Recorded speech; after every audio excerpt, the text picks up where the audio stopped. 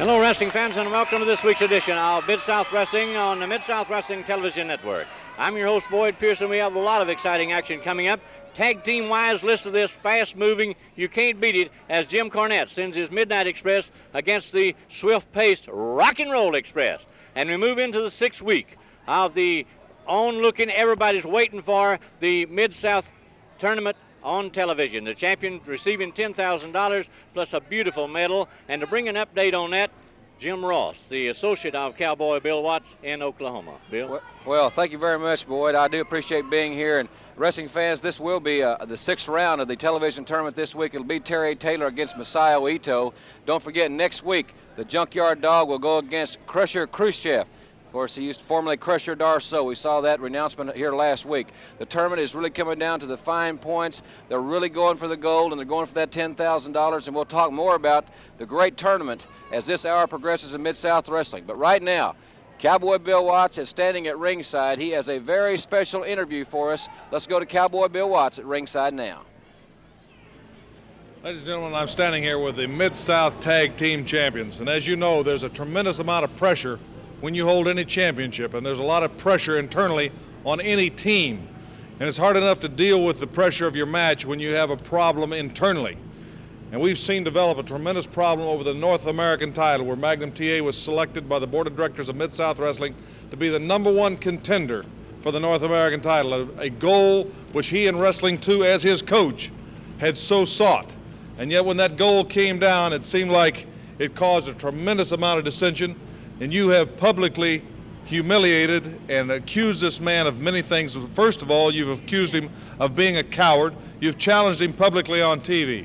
I'd like to join with you while you watch last week, even after the way you humiliated him, and he turned and walked away rather than wrestling you. He stated he did not want to wrestle you. He turned and walked away. And yet when you got in trouble, he came to your aid. Let's watch that. These guys are an awesome team. The crowd was already hollering for the Rock and Roll Express. I think everybody wants to see the Rock and Roll Express against them. And there they just beat Wrestling 2's partner. It seems like they're not satisfied with it, but they just piled right Jack King. But Wrestling 2, it looks like Wrestling 2, even though the match is over, Wrestling 2 is, I guess he feels like he didn't quite get to prove his point, so he's out there just, wow, they hit him with that tennis racket.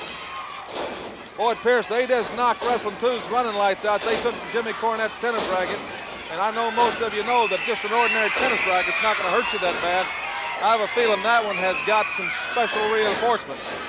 Here comes Magnum TA. Magnum TA is coming to help his coach and his tag partner, Magnum TA. This just shows you what kind of loyalty this young man's made of. Belly-to-belly suplex. Magnum TA is just really...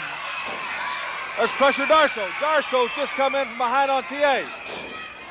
Darso's scheduled to wrestle TA next in the television tournament match. Darso, he just rammed TA's head into that steel post. Magnum TA's down, Wrestling 2 is down. Magnum TA came and tried to save his partner after his partner still humiliated him and slapped his face here on TV, and look what Magnum TA got for it. Action here on Mid-South Wrestling, and we'll have more coming up after this Boy, word. this is out of control. They're going to have to restore some order right now. Here comes the troops. Certainly if he was the type of individual that you had accused him of being, and after all that you had done to him, he could have well ignored what was happening to you when you took a nobody and tried to accomplish what you and TA have had a hard enough time doing as the champions, defeat the Midnight Express. But yet still, when you got in trouble, this man came to your aid, which eventually cost him possibly advancing in the television tournament. Let's watch the closing moments of that match. This young man who we've watched develop here, the crowd is with him so much that he's just proved beyond a shadow of doubt. He's laid down his body for his brother, so to speak.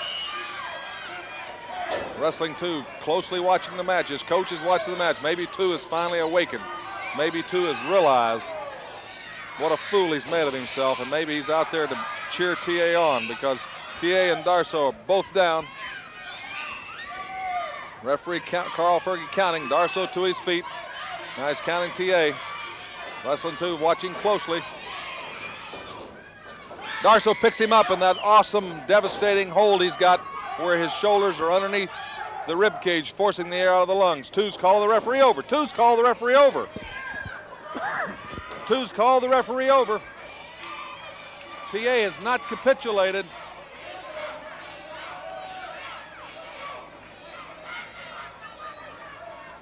Crusher Darso's got Magnum TA up.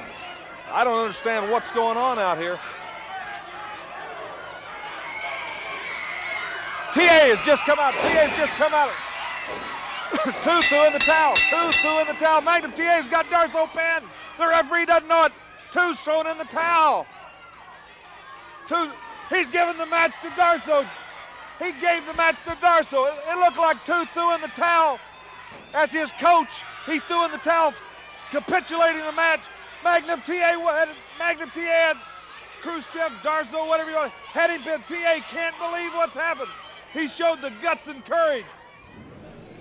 Again, like I say, although badly lacerated, still wearing the butterfly bandages for the tremendous cut he received coming to your aid, yet he still went out. He didn't back down. He went out and took on Crusher Darso, Crusher Khrushchev, whatever you want to call him, a very formidable, tough, rough opponent in the TV tournament. Rather than forfeit, he went out there and carried the battle to him.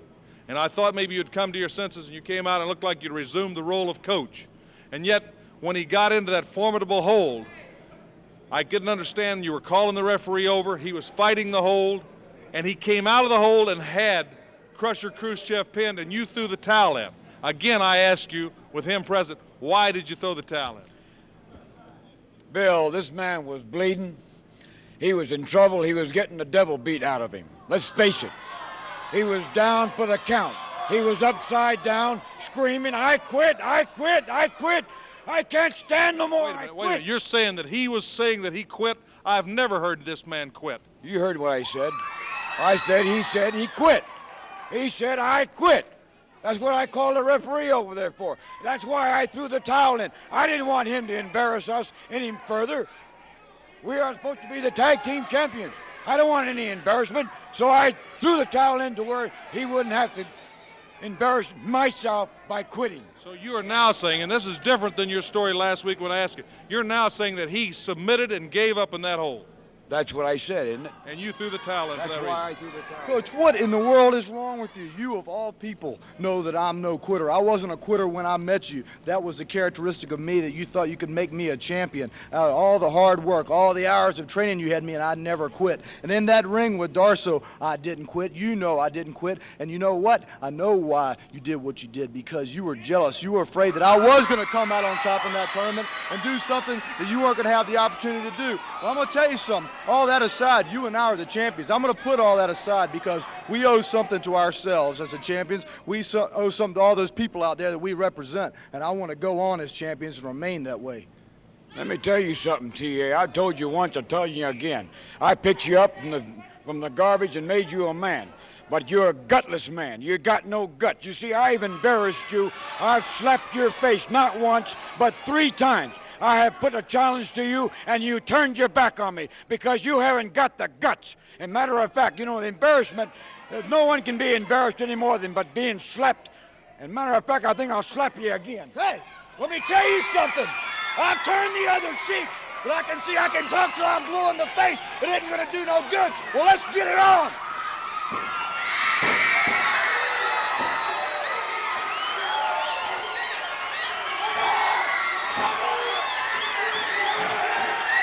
Oh, no. He's ready. He's calling it. He's Bill, ready. let me tell you something right now. He's just like the junkyard dog. You see, he's looking for an excuse. If I go in there and beat him now, he'll say he's not dressed right, he wasn't prepared. He'll have some kind of excuse, just like the junkyard dog, looking for excuses. You sign the contract, you make it legal, and I'm going to put you in that ring in front of everybody, and I'll beat you up and up. Square, fair and square. That's where I'm going to beat him. There you have it. There you have it. It's in the hands of Grizzly Smith. You can see the crowd. They'd like it now. So would I, tell you the truth, but it's up to Grizzly Smith. We'll be back after these words from Mid-South Network.